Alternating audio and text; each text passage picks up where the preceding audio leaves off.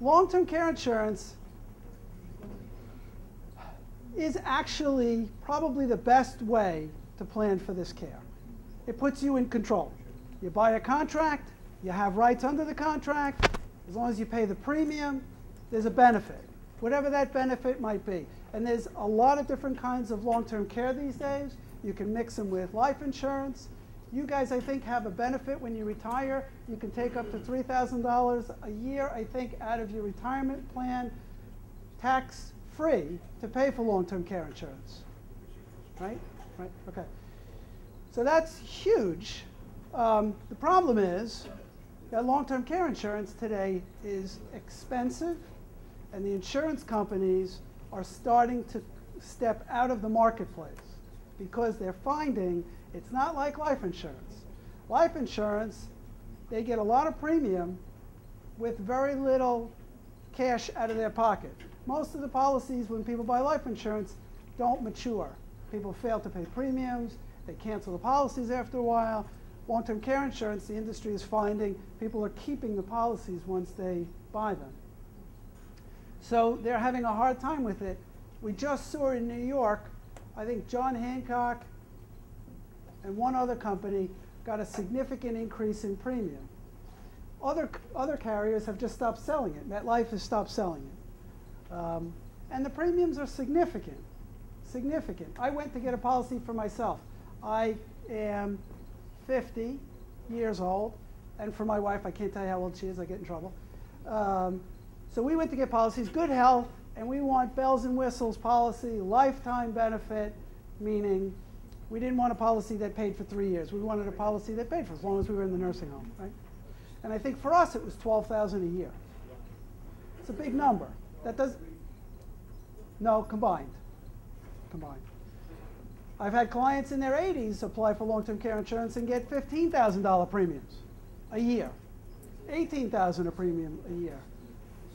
You know, if you're in your 80s and you pay $18,000 a year for a couple of years and you need a nursing home, it probably makes sense if the policy is going to pay for a few years, because the nursing home is $18,000 a month. Can everybody hear his question? No. No. Okay. He asked me, does the premium stay fixed? And the answer is, it's supposed to. The insurance company to raise premium has to go to the insurance department and ask for permission to raise everybody's premium, same age, same person. So the insurance companies are converting, instead of selling long-term care, they're selling life insurance with this component. But it's a serious problem. 10 years ago, it wasn't addressed. Now we have to address it with clients. What are you going to do if in 5 years the premiums double? Are you still going to be able to afford it? You know? And we're going to talk about Medicaid planning. We have to sit and look at options. It's not an easy choice. This is not, I'm going to go out and buy long-term, I'm going to go out and buy car insurance or a health insurance policy. This is a complicated decision. Some people it's not appropriate for because it's not going to fit into the budget. Some people it is appropriate for, and maybe you don't buy a full value policy. Maybe you buy a policy that instead of paying $18,000 a month, pays $10,000 a month. And you figure, okay, I'll cover the other $8,000. It's a very complicated planning world that we're in now.